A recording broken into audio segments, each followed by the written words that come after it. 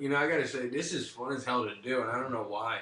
Maybe because I don't know, maybe, well, one, because I'm waiting for something, so I don't have anything to do right now. But also, maybe because, like, I didn't, right, when I was still out of graduate school, it's like, because I wanted to talk about stuff like this, but it's just funny to do it, like, one-sided into a tube, looking at myself, like, pontificating about this shit. But, like, it's just funny. I don't know, it's making me laugh to do this, because people don't talk about these things. I don't know what they do talk about, really. I mean, when I worked for the collectors a little bit, I went there because I wanted to see what that was. After they threw me out of graduate school,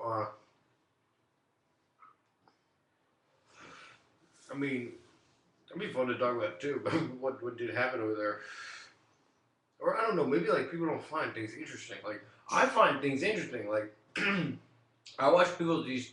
I mean, my theory.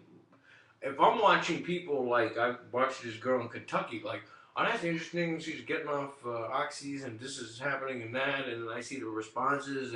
People write like, "Yo, that's what's up, Arian's sister." Like, I don't know, I just like watching what's happening with people, and then I watch a kid like, "Oh, look at that," and a 10-year-old Puerto Rican kid, and they come on with the sideways hat, and he says, "Thank you for checking out my channel." And I thought that's interesting how they're using it and they're using this thing, and that's interesting to me, but nothing else to do if you're unemployed or everything. Not really. But what was my point? I wanted to like talk about something. I think this is funny to do and very useful to him. I wonder about thinking historically. Why do I do shit like this? Like play around a book and everything? Like because I think historically. Like I'm thinking like in 100 years this will be like, someone was like sitting on this thing like thinking deeply. What? Why? Because I've looked at other parts of history.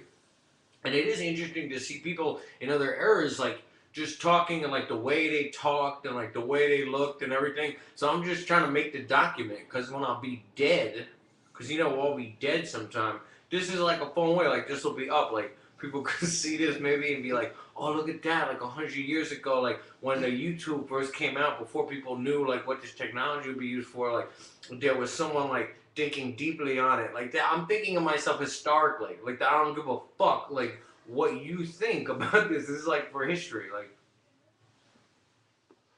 what do we do about the country? Like, what do we do? What do we do? Like how do we make revolution? How do we make revolution? Like that would be cool. That would be cool to have a document like that because part of the liberal mind control is the history in it. Because of shit, man. And in times of like World War I and World War II, I mean, people were like worse sitting around. I guess I'm kind of like mimicking something that did used to happen in the coffee shops. Like, what do we do about the revolution, man? Like, how do we make the revolution? Like, they're doing that in America, so it's just fun to like model it. Like, that's what we should be doing. Like, what do you think we should do? Burn this motherfucker down, or like, what should we do? What do we do? Like, I want to set an example for history. Thinking historically is called schizophrenia. What's schizophrenia? Well, I don't know. I live in a house and don't work. Maybe that's called schizophrenia. My understanding is this form of capitalism is schizophrenia. When some people talk about what they call the economy, that's schizophrenia. Bonds, debts, banks, markets, people, this, that, the economy, Romney. Okay, that's schizophrenia, as far as I can tell. That's schizophrenic thinking.